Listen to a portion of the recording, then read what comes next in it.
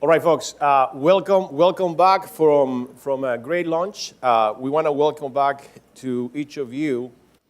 And actually, we are going to be ready for the first webcast that HITEC has done through this entire 10-year tenure. Basically, our next speakers will be webcasting this thing inside the actual FIMA organization. So we have some excellent speakers right here. The Hispanic Employee Resource Group here at Fannie Mae is hosting the viewing party next door, somewhere in this building. And this is the first time, as I mentioned, that HITEC is actually doing this webcast. We are excited that others at Fannie Mae can join us to really understand what is our digital transformation, our digital journey. I believe that we have Danielle Bird, basically hosting the event during Henry Carson's keynote. And if you have an opportunity, if you turn around, you're going to see some cameras back there. Say hello to Danielle whenever you have an opportunity to do that. Hi, Danielle. I just want to start with a little bit of a reflection. And it's about a reflection in terms of leadership, right? Groups become great only when everyone in the group or in the team, leaders and members alike, are free to basically unleash their full potential and to provide you their absolutely best. And then also from that perspective, the best thing that a leader can do, the best thing that each of you can do, is actually for this group, for this team, to allow them, to each of these members, to discover their own greatness. Welcome back. This is our afternoon session here on Thursday. And I would like to, first of all, give a special thank you to Lucy Elliott, President of the Hispanic ERG, and Abigail Ruiz Sierra, Vice President of the Hispanic ERG, who are here with us. Are you guys here? Let me see where you are. Excellent. All right. Thank you for your help. Make this happen. Now, without further ado, let me present Jason Birmingham. Jason Birmingham is the Vice President and Head of Capital Markets and Finance Technology here at Fannie Mae. Reporting to the Senior Vice President and Head of Operations and Technology, O&T, Jason is responsible for the operation and strategic development of Fannie Mae's trading treasury operations, pricing, and finance technology platforms. Prior to his current role, Jason served as Vice President of O&T Strategic Initiatives, where he led a multi-year transformation of the firm's legacy capital markets infrastructure. He's also held several other leadership roles across O&T and finance since joining the firm in 2006. Before joining Fannie Mae in 2006, Jason held various management consultant roles at Navigant Consulting and PricewaterhouseCoopers Waterhouse, LLC. Jason has a Bachelor's of Business Administration in Finance from James Madison University and a Master of Business Administration and Master of Science in Finance from the University of Maryland, Robert H. Smith School of Business. Without further ado, guys, please join me to welcome Jason.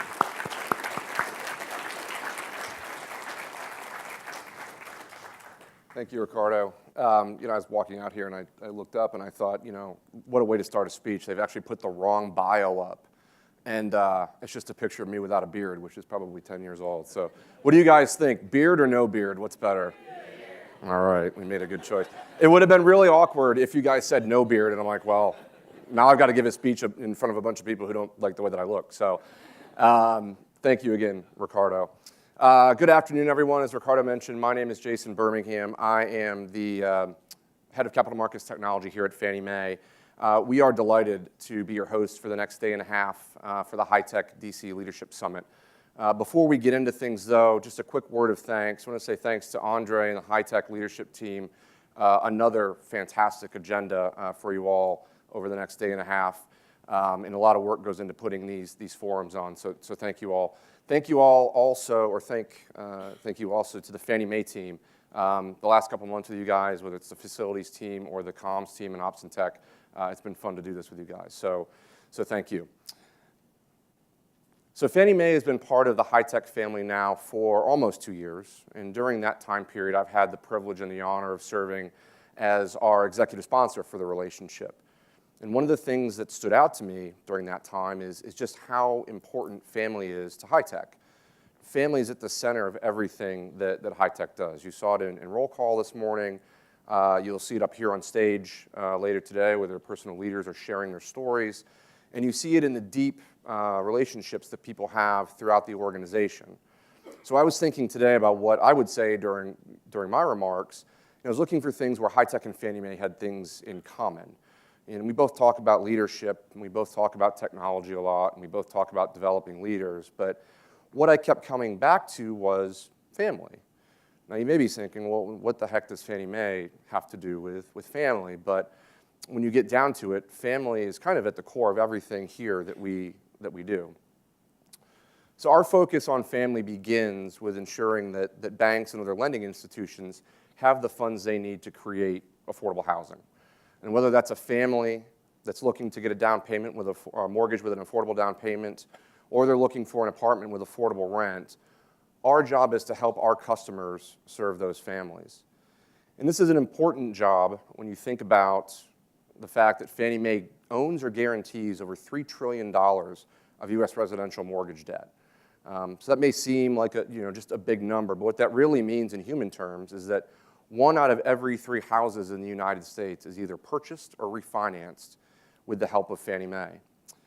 But the magnitude of our job doesn't lie in the sheer size of the numbers. It lies in the responsibility that we have to help families find homes. It's our mission, and it's something that we take very, very seriously, and we have a tremendous amount of passion for here at Fannie Mae. And as this video that you're about to see shows, it's why we're here.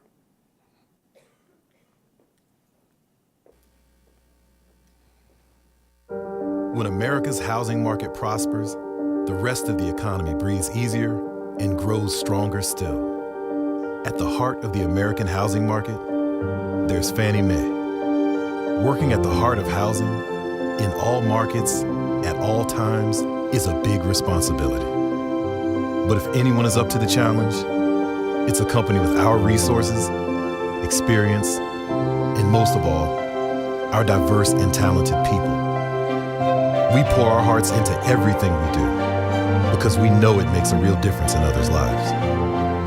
We are committed to making Fannie Mae better every day. We are the driving force behind our work with our partners to build more responsible and sustainable housing opportunities. Our vision is to be America's most valued housing partner, and we are on our way.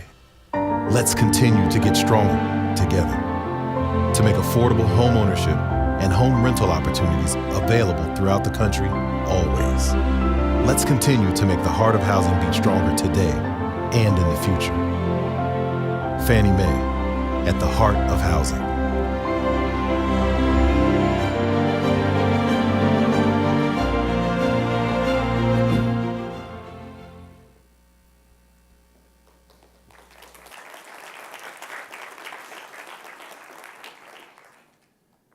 So we know that the mortgage market is changing, like our nation and the families that are reaching out for home ownership. And that presents itself in terms of challenges with affordability, access to credit. Those things are becoming increasingly complex and making it harder for the average family to own a home.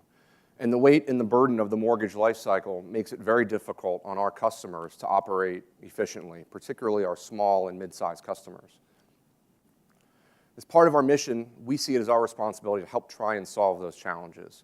And we see technology as the vehicle to do it. Agile, DevOps, cloud, APIs, machine learning, AI, all of these technologies are becoming increasingly interrelated and really helping us advance at a pace we haven't been able to see before.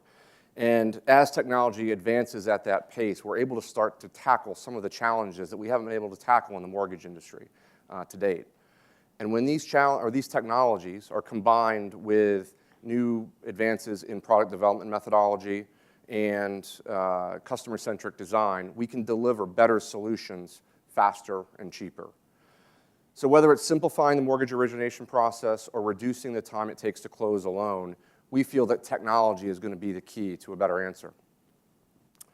Our next speaker is someone who knows firsthand about the mortgage industry. Henry Kaysen is a 24-year veteran of the mortgage industry, and he is Fannie Mae's Senior Vice President and Head of Digital Products. Henry oversees the design, development, and launch of single-family's digital products and services across the mortgage lifecycle. He also fosters the integration between Fannie Mae's business and technical infrastructure and that of our customers, enabling our customers to grow and create value in the marketplace. And he does this by encouraging diverse perspectives and inviting everyone to the table.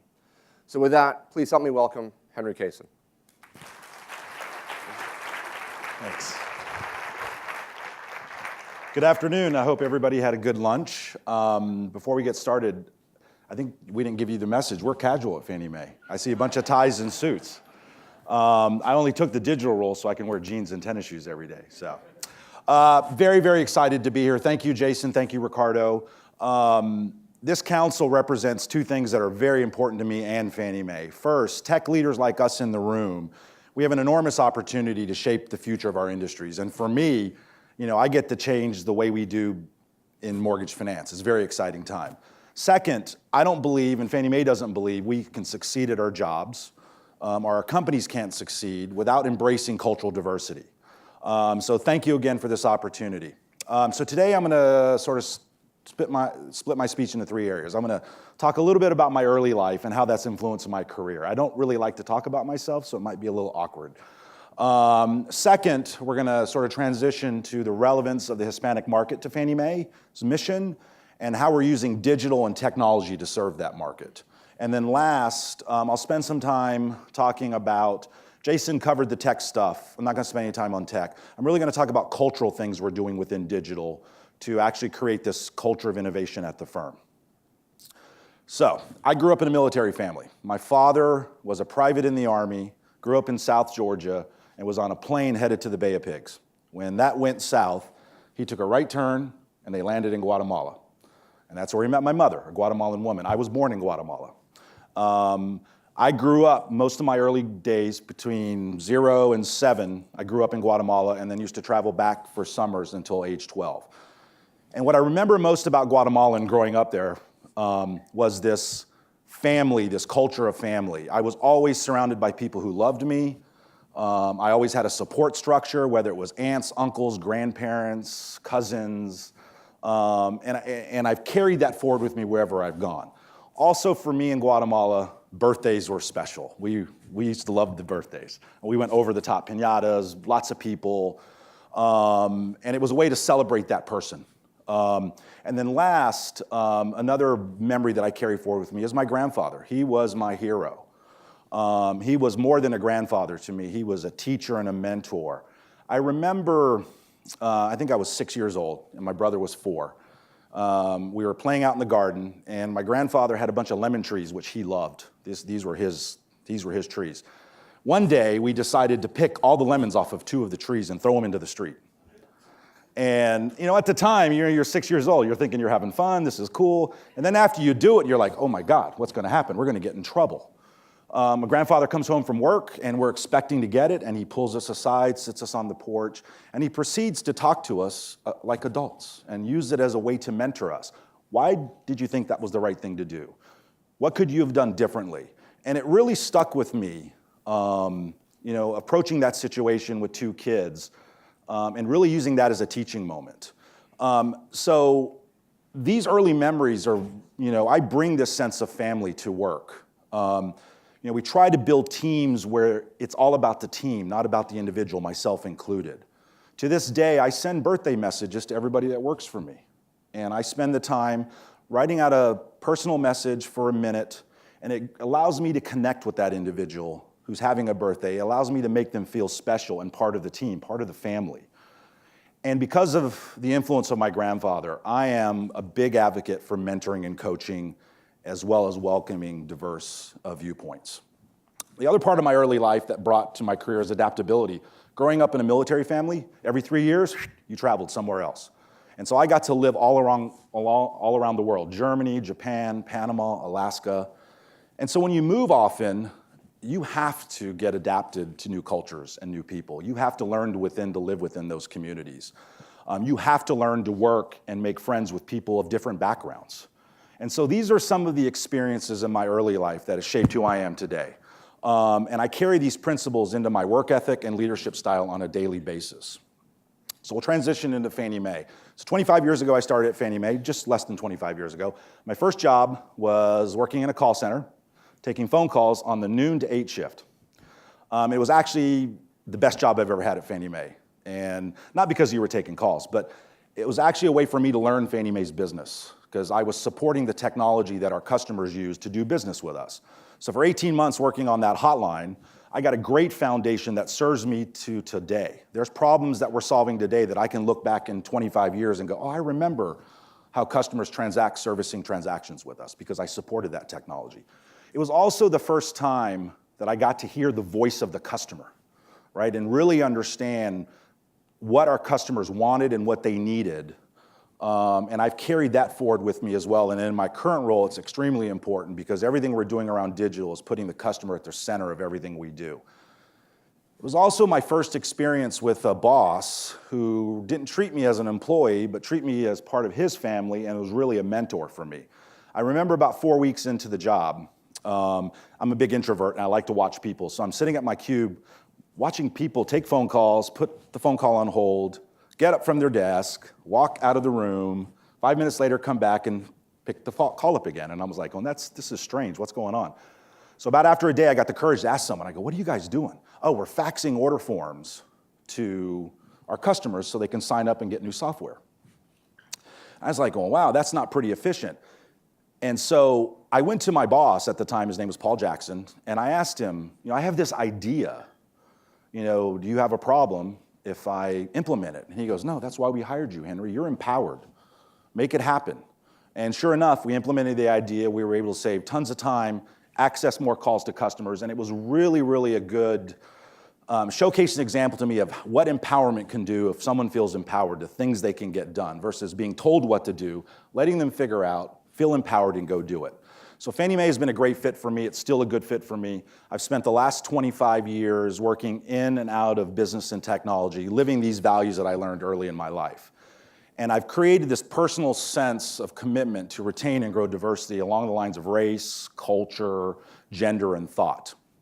I'm known to be a problem solver at the firm. So some people call me a smoke jumper, right? If we got a complex problem, let's drop Henry in and his team and we'll solve it. And over the years, you don't want 5 Henrys solving the same problem because you're actually not going to solve it very well. What you want is Henry and 5 other people who have complete opposite points of view, different backgrounds, and you want a bunch of diverse voices at the table. You collaborate better, you share ideas better, you can make and solve problems better. The other thing I told you earlier, I'm very passionate about mentoring. So in our single family division, we have an employee development program, and under the umbrella of employment development program, we've now started a new mentoring pilot. Mentoring in companies like Fannie Mae is offered to very few people, right? Top performers, people that you identify that need it, or the people that know how to manage their careers. They go out and get a mentor. Call Henry up, can you mentor me? What we're doing at Fannie Mae is a little bit differently. We're gonna offer mentors to everybody that wants them and needs them, all right? And whether they want a one-time conversation, because they're having something going on in their career, or they want an extended monthly, weekly, whatever. We're gonna be able to pair up mentees and mentors and make sure that everybody gets an opportunity and access to mentorship. It's a way for senior leadership and associates to share opinions and learn. And the other thing we're doing is we're doing reverse mentoring. So I'm one of 5 senior executives at the firm that are being mentored by an associate. I had my first session last week, and it was really cool because we picked the best mentor for me because she's a straight shooter and told me how it was. And it was a great conversation because I got to hear things that I'm doing well from a leadership perspective, but I also, more importantly, got to hear things that I probably need to improve upon. And sometimes as senior leaders, you sit in your office, you're in your ivory tower, you don't really get the whole story. And through this reverse mentorship, it's been great for me, and I'm looking forward to continuing these monthly conversations with Usha, who's been great in the first session. So these are just a few reasons why I'm very fortunate to have worked at Fannie Mae. We are making significant steps at the enterprise and technology levels to create a diverse and inclusive culture. Recently, we joined 270 of the world's leading companies in commitment to increase and advance this cause. Our CEO, Tim Iopoulos, signed the CEO Action for Diversity and Inclusion Pledge recently. And I have to tell you, Tim put out a blog post after signing this pledge and sort of opened up his heart to the firm on why this was important to him. And we are allowed to comment on his blog post. And I can't tell you the amount of people following suit with Tim, sort of opening up why this was important to them. And it just points out, this is Fannie Mae. This is part of our DNA. This is who we are. It's been like that for 25 years that I've worked here. Our technology teams are partnering with organizations such as yourself, Women in Technology, and the IT Senior Management Forum. And we're also looking for ways to recruit more diverse talent in technology. So we're hosting meetups with tech professionals to share ideas and source new talent. We attend and host hackathons. It's a great way to find new talent. We recently hosted HackerX and Women Hack. And we look for members of our 12 employee resource groups, which I think are here somewhere in another room. But most of these are aligned demographically to refer talent from their own personal networks. So why is diversity and inclusion important to us? For starters, it has always been about who we are as a company, like I said. That example of Tim magnifies itself daily at the firm. It's what people who work at Fannie Mae believe is right. But it's a little bit more than that. It's also about competitive differentiation. For us, we have to serve America's housing market. It doesn't mean we can't pick, we can only serve this market or this market. We got to serve all of it. And so in order to do that, it takes diverse thought and experience and ideas to serve the entire market. We believe diversity and inclusion better prepares us to see, serve, listen to a diverse range of customers and partners. And it's also part of our mission. Once again, it's what we do, to provide access to credit in all markets at all times. And we do that providing our customers with mortgage finance tools, as Jason talked about, and technology that they need to serve their own customers and support these individuals and families looking to own a home or refinance a home. So let's talk a little bit about those families, specifically Hispanic families. Hispanic families are the fastest growing segment of the homeownership market. Hispanic ownership is on the rise. 47% of Hispanics owned a home in Q1 of 2017, compared to 40% in Q1 of 1994. Hispanic ownership is also experiencing the greatest increase among all races, contributing to 69% of total net new growth of U.S. homeownership. And Hispanic ownership is expected to increase by about 5.7 million households over the next decade. So in order to meet this rising demand and to serve and further expand homeownership among these diverse buyers, we're using technology and digital in a variety of ways. And so I'll talk about a couple of examples of what we're doing in this space. First is our Day One Certainty initiative. I think as Jason referenced, our customers are lenders, and they lend money to borrowers, you and I. Our lenders want to grow and serve new markets, all right? But they face a lot of challenges in today's markets. Stiff competition. We've just recently transitioned from a very strong refinance market into a purchase market. Higher interest rates, higher cost, increased costs from compliance and regulation. And so our lenders are asking Fannie Mae, help us reduce costs, help us reduce cycle time, and remove a lot of the risk and uncertainty from the process. Make the mortgage process simpler, digitize it, no paper, all right? Make it less bureaucratic. They believe if we can do that, they can remove cost, they can also improve the experience for the borrower, and make it easier for them to go through this process and actually get into a home. So last year in September, we introduced Day One Certainty. And what Day One Certainty is a set of innovative technology tools and data validation services for mortgage lenders. And it is absolutely changing the game in the mortgage business. I haven't seen this type of innovation in mortgage finance. I think the last time we saw something that's so impactful to the market is when Fannie Mae actually rolled out Desktop Underwriter in 1995, all right? And Day One Certainty uses third-party data validation for assets, income, and employment. Reduces paper, actually gets rid of it, saves a bunch of time. We've seen some reduction in closing times by 10 to 15 days by just using these services. And it absolutely reduces risk. And by doing that, we think Day One Certainty has implications for expanding access to credit, which is what we do, once again. We know that lenders don't test the reaches of our credit box. Most lender FICO floors are higher than what we require. Our lenders' tendency to play down the middle is understandable coming out of the crisis. We think what we've done with Day One Certainty is part of the answer for lenders with this issue. If we can automate the process, we can improve efficiency, we We can improve borrower experience. We can introduce freedom from reps and warrants, meaning you will never have to buy that loan back if the data's wrong because we're going to own the risk. Our hope, and we are actually starting to see this, more lenders will have confidence to use the entire credit box, including lending to more Hispanic customers and others who have historically had limited access to credit. Second example is a combination of a mortgage product and some technology. We call it Home Ready. It's a flexible down payment product that leverages our increasing capabilities around big data. And it allows us to understand credit risk better and overcome traditional barriers to home ownership. Racial and ethnic minorities are expected to account for greater than 75% of household growth over the next 5 years. On average, these minorities earn less than non-minority households and have much fewer assets. All right, so for many, there's really nowhere to turn to help with down payments in a traditional product that has been offered because there's strict rules around where you get your down payments from. So with Home Ready, we took a sophisticated data-driven analysis process. We applied it to these unique set of homeowners, first-time home buyers, including the growing number of Hispanic families reaching for home ownership. And what Home Ready does is it adds flexibility on where you can get your source of down payment, right? It doesn't have to be the two individuals on the note. It also gives you more flexibility on where you get your sources of funds, right? Same thing with household income used to qualify, as well as border income. If you have people living in the house who are relatives, you are allowed to use part of their income to qualify as well. And it doesn't add any incremental risk to the process. So we believe Day One Certainty and Home Ready are just two examples, great examples of how we're using technology, digital, and innovation in helping us achieve our mission of putting responsible, sustainable home ownership within reach of more Americans. But we don't stop there. We know that sustainable home ownership also means educating lenders and borrowers. We focus just as much on education as we do about building tech.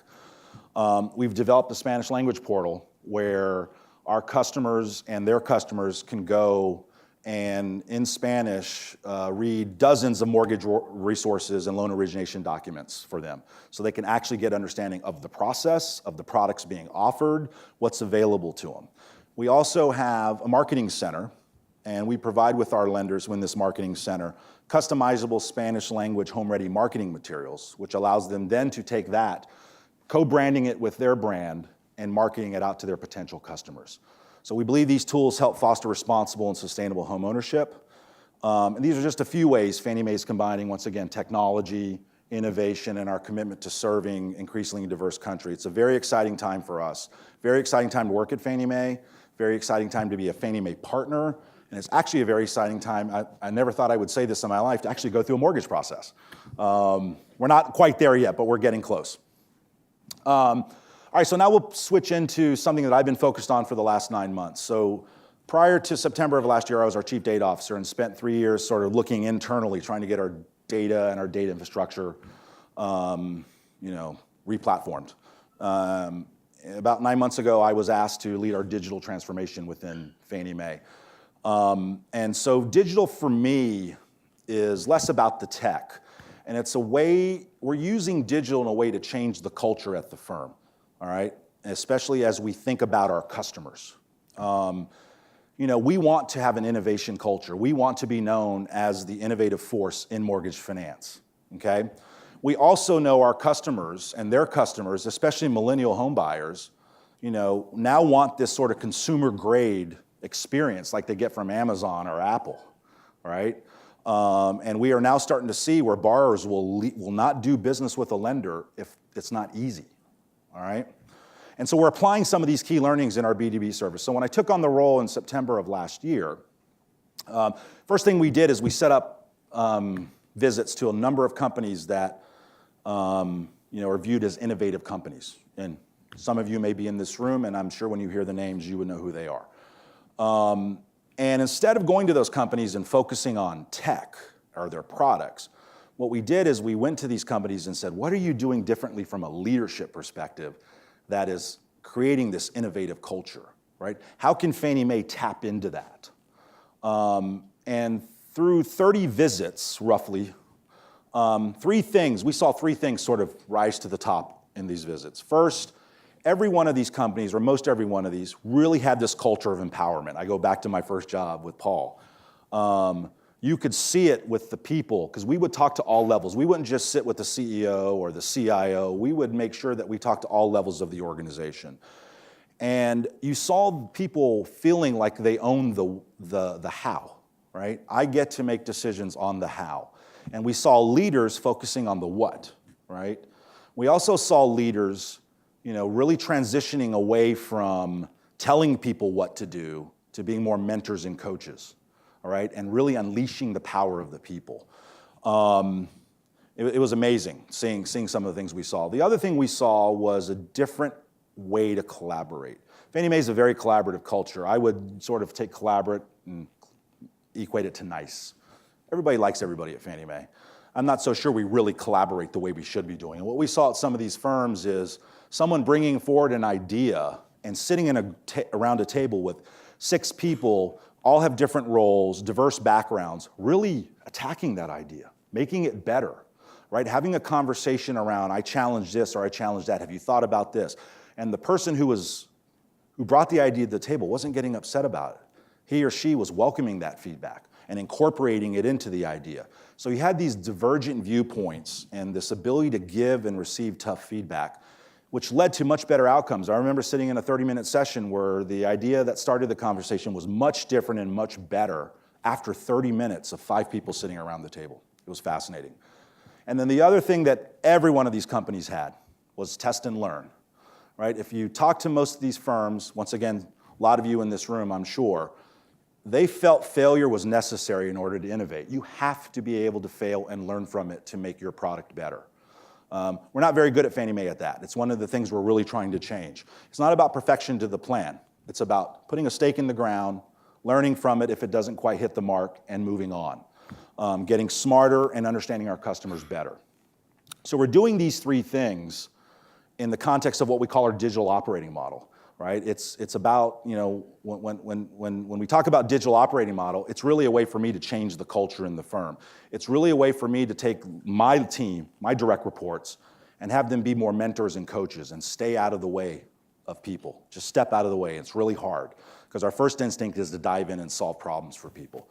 It also requires redefining the role of the middle manager, right? We're not asking the middle manager anymore to be an orchestrator or a supervisor. We're asking them to be coaches and problem solvers. We're asking them to reduce their span so they can focus and focus better on a problem or a smaller set of people versus 60 or 70 people. And we want them to become servant leaders, right? We want them to be available to the staff because these are going to be the future leaders like me, right? Started at a call center. I never expected to be where I was today, but I had tons of mentors at the firm who guided me through the process. And if it wasn't for those mentors, I would not be standing on this stage today. I probably wouldn't even be working at Fannie Mae, to believe it or not. All right? So we really, really value this. And we want to do this very transparently. So when we fail, we're going to celebrate it. We're not going to hide it. We're not going to sweep it underneath the rug. We're going to celebrate it. We're going to learn from it. And we're going to move on. We're not going to punish people because they tried something new. Okay? We're also using various mechanisms to communicate it within my team. Things like Yammer. The other thing around collaboration is just having ideas and just talking about them. And I've got Yammer posts that are, this long, and it starts with this, and by the time we're done, we're on some other different topic solving a different problem, and you never expect it to go that way. And if we wouldn't have started the conversation, we wouldn't have gotten down here. We've also set up an ambassador program within my team. We have 60 volunteers at the associate level who are actually going to empower employees to own this conversation. Once again, it's not about me anymore. It's about the staff and really empowering them and unleashing the power. We have some of the best tech and business talent in mortgage finance. I don't believe we've been using them correctly, and that's part of the culture change of what we're trying to do. Some of these concepts, like I said, such as adopting test and learn, are somewhat new to Fannie Mae and really hard, right? Culture change is more about culture change to leaders than it is to the associates. But we have a real commitment to these new concepts and more broadly to the digitization of the mortgage process. That's what I get to do, and it's been fun, and it's also very rewarding. It's what makes it so exciting to work here at Fannie Mae. And I think if you get to talk to more Fannie Mae people, you will hear the enthusiasm in their voice. It's really, really a great place to work. One thing that we've always had going for us, though, is Fannie Mae has always been a place to come for people who want to make a difference. people who want to apply their professional skills to a higher cause. And whether that's a lawyer here at Fannie Mae, someone who's in our finance department, technology or management. And it's about it's about making housing more affordable, more accessible. And that's what drives us every day for every family that chooses to call America home. So this commitment of opening doors and opportunity also makes us very, very proud to host this event. So I'll end where I began and say, as a tech leader and as someone who cares deeply about housing our diverse and growing country, thank you for allowing Fannie Mae to be your host. I mean, we're very excited to have you here. And thank you for the opportunity to be here with you today and spend 20 or so minutes telling you a little bit about myself and what we're doing at Fannie Mae. So with that, I'm going to invite Jason back up to the stage, and we're going to take some questions, because that's my favorite part.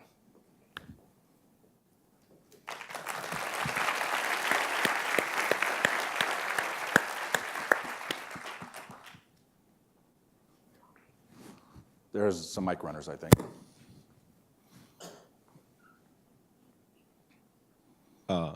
So Dave Morales. So you mentioned these two products that you're looking to digitize and reduce the risk. You also mentioned that many of the lenders who work with you are bumping up the metrics that they look to manage their risk. I'm just curious, how do you see bridging that so that they make loans much more accessible? Yeah, let me answer it this way. Process in the mortgage industry hasn't changed for 25 years, right? And so it's a big culture shift for them, right? And so, what we try to do is we just don't show up with a bunch of tech and say, here, use it, because they're going to implement it wrong. So we spend a lot of time understanding the value proposition, understanding how this can impact whatever strategy they've put in place. They could have a growth strategy. They could have, I need to increase margins, I want to do more loan, whatever it is, right? I want to lend to more Hispanic home buyers. And we will match the tech up, almost like in a consulting engagement with these customers. And then we'll track and provide them back metrics on what we're seeing. And then we'll tweak it. So we're investing heavily in consulting services to our customers, because the more innovations we do and the more digital tech we roll out, you're just not going to be able to throw it over the fence and say, use it, right? Because ultimately they'll implement it wrong, they won't get the value out of it, and now your brand is suffering because your customers are saying, what are you doing, Fannie Mae? I'm getting no value out of this. So that is the way we're doing it, all right?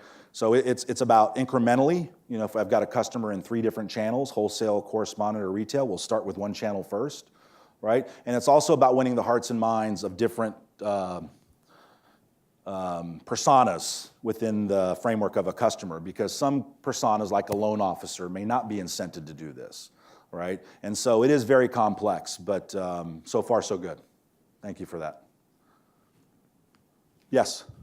This is Bob West. As you're looking at your next generation of technology to support the mortgage origination process and other business processes, are you looking at things like blockchain or any other cutting-edge technology to support that? Yeah, so I'll say one thing on that, and I'll turn it over to Jason because he's much more fluent in this.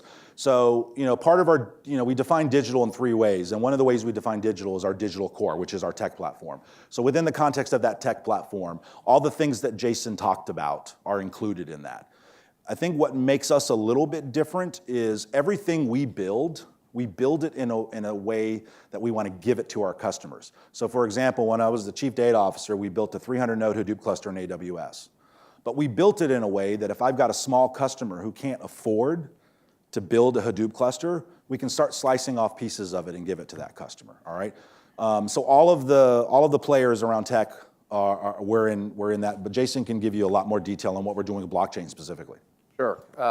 We see blockchain as a technology that has a ton of promise. And if you think about 2016 as the year of maybe trying to figure out whether it was hype or not, I think we're through that, right? I think the promise is kind of there. Now it's a question of, do you really understand the technology, and then do you understand who's kind of going to emerge as the winners? But we've got several pilots going on in the company to learn the tech and really get familiar with that. We've spent most of our time, quite honestly, though, really understanding, and this gets back to what Henry said a few minutes ago about really understanding our customers and what their pain points are, and making sure that we understand we're not just throwing tech at a problem, right? So do we know what problems we're going to solve? And if you look at the mortgage life cycle, most of the cost and most of the time is transferring data and reconciling data, which if you talk about use cases for blockchain, I can't think of anyone's that would be better than that.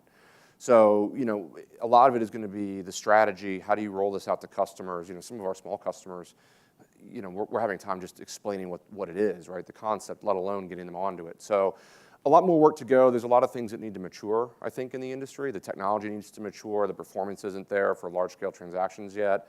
And the partnerships and the industry-level strategy is starting to kind of form and gel together. So a lot of talking, a lot of listening, a lot of research at this point to really understand how we might use the tool. And I think a lot more to come on that, certainly as it applies to mortgage. Yeah, and I'll just say one more thing. All of our key learnings around this tech stack, whether it's our cognitive pilots, we have a very mature robotics program. Once again, we share all of that data with our customers, because the more efficient we can make them and the more that they can stay in business, the more people they can get to and provide financing to get people in the homes. So if you think about everything we're doing from a technology perspective, yeah, it's cool, it's great, it's fun stuff, but it's all about all the stuff I just talked about around diversity and inclusion and getting people into homes. So following on that same stream of thought, you talk about the test and try, you talk about the fact that you're sitting with your customer, but your customer is the lender. Yes. How about the customer's customer? Yeah, that's a... How far is Fannie Mae going into the process and seeing how the tools that you're applying are impacting the borrowers? And as somebody that just recently went through the borrowing process again, I can tell you it was still very painful. Yeah. So I'm just curious. Yeah, I hope I don't get into trouble when I answer this question, because Fannie Mae doesn't do business with borrowers, right? I mean, we do business with customers. But that being said, we do have to understand that our B2B services that we build and deploy, are they usable in a consumer experience, right? So we partner with customers, right? And we will build things based on what they believe or how they believe their customers want to do business with them. And so we've got a lot of customizable things we do for certain lenders for that very fact. The other thing we've done is we've got a really mature design and service thinking function at the firm, all right? Almost 18 months up and running, and we're getting real value out of it now.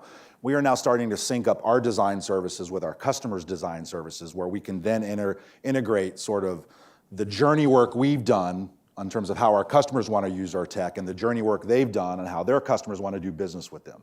So those are two ways we're thinking and on how to solve that problem.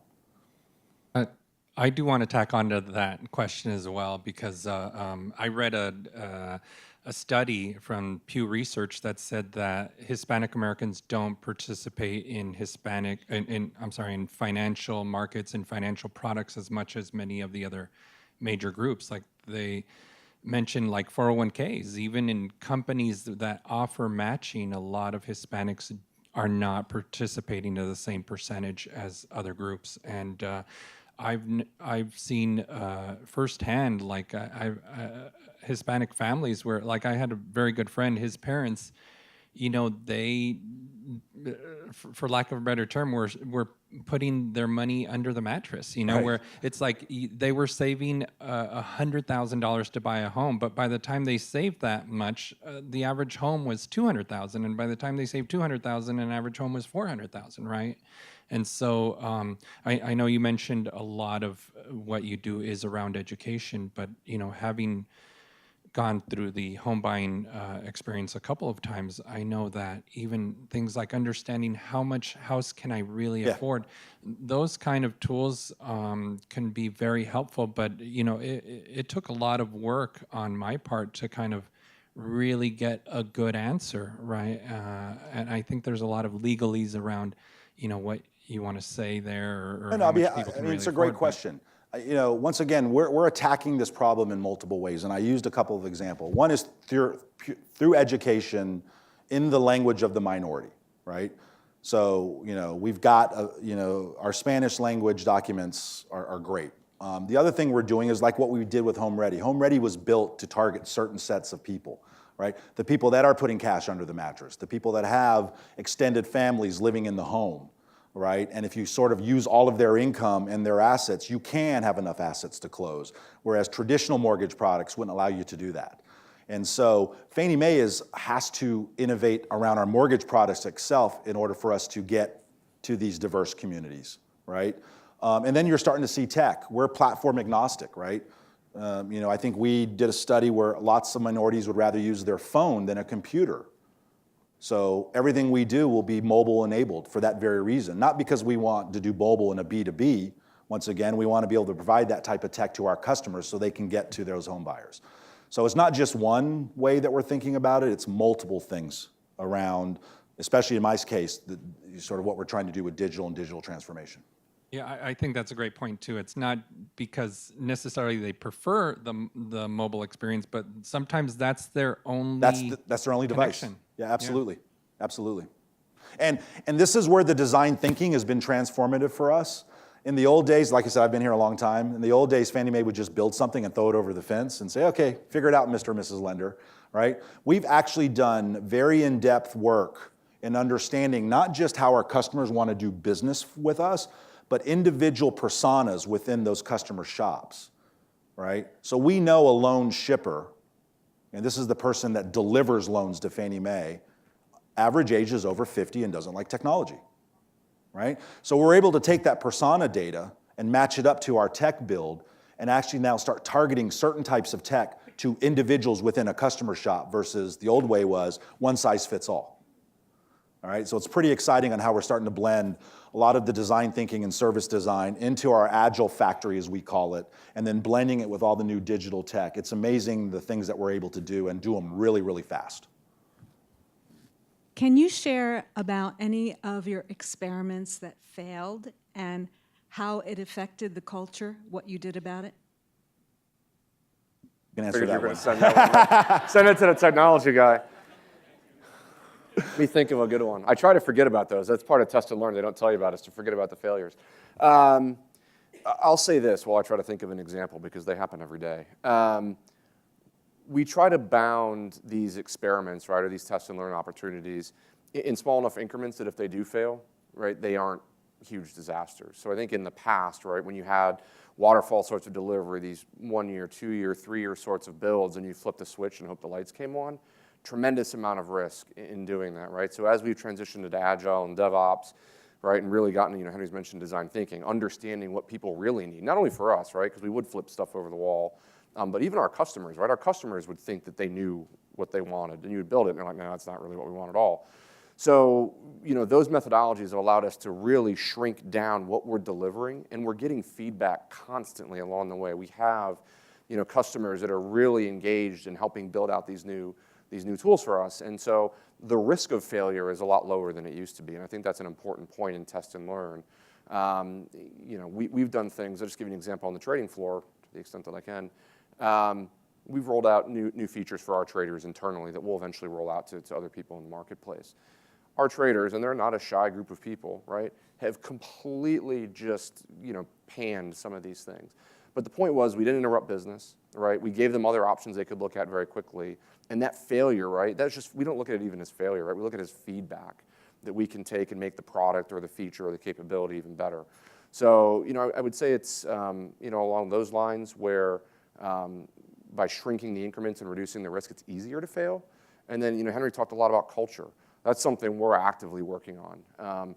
This is a big business. There are trillions of dollars that run through here. I mean, there's $1 trillion a month in cash that goes out the door. Like, if things don't work, like you get the Wall Street Journal sketch, right? The pencil sketch. Never good, by the way, if you get one of those. So it is kind of a high stakes game. So it's really making sure that we've got the methodologies and the mechanisms to let people test and learn, but we make it safe for them. And I think that's part of the culture. When there is a failure, we're trying to celebrate that more.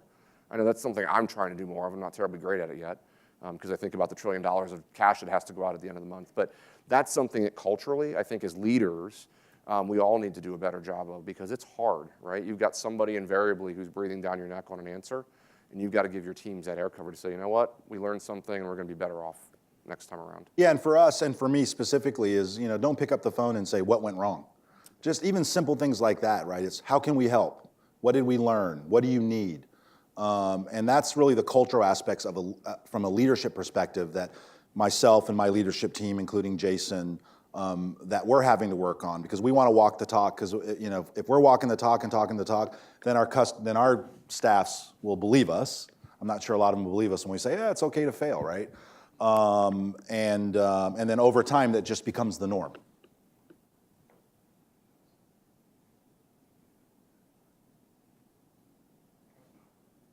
There's one down here.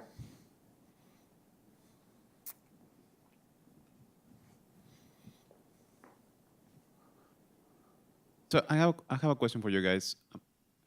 Typically, home ownership is the primary vehicle for many Americans to build wealth. As we have seen during the crisis, it's a fine line between easing people to buy into a home and, again, preventing them from making a costly mistake, right? Depends on the market, depends on their future income, depends on many things that may happen.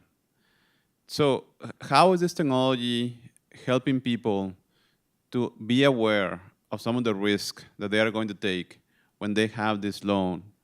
And how are you guys going to help them through the journey? Like if something changes significantly, you have a 30-year loan, a lot of things may change, right?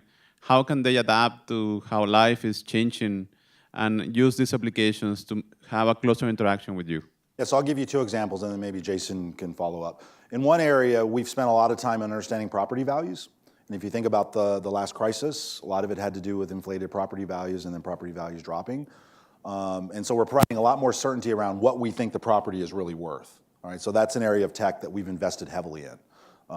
And so now lenders and borrowers can feel good about the house they're buying isn't immediately going to go underwater tomorrow as soon as they sign on the dotted line.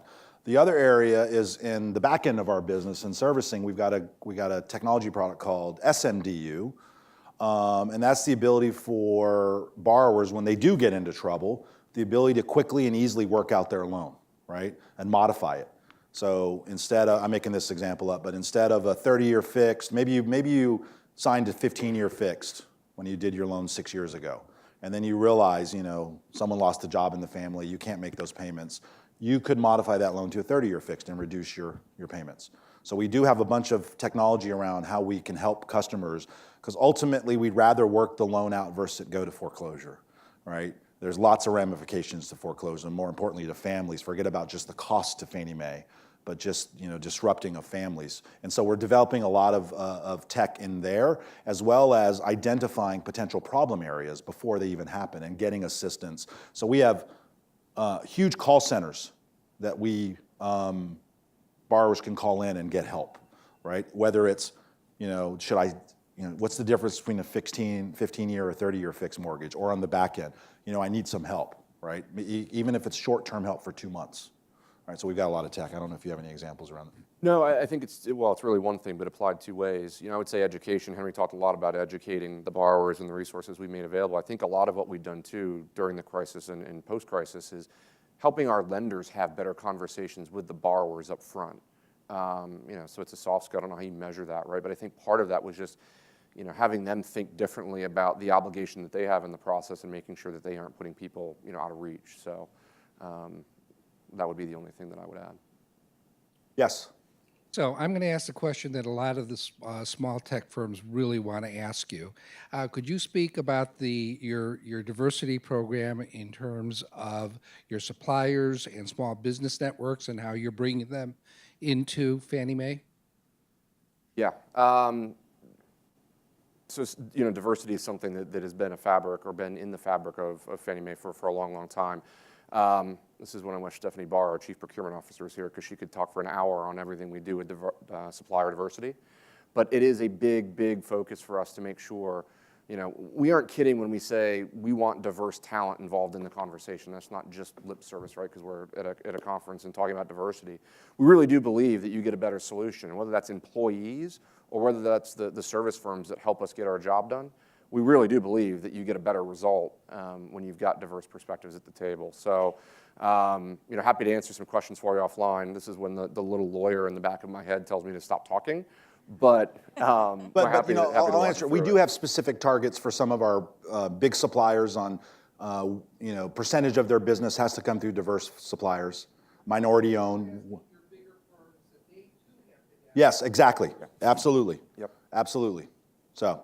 And once again, Jason can talk more details offline. A question.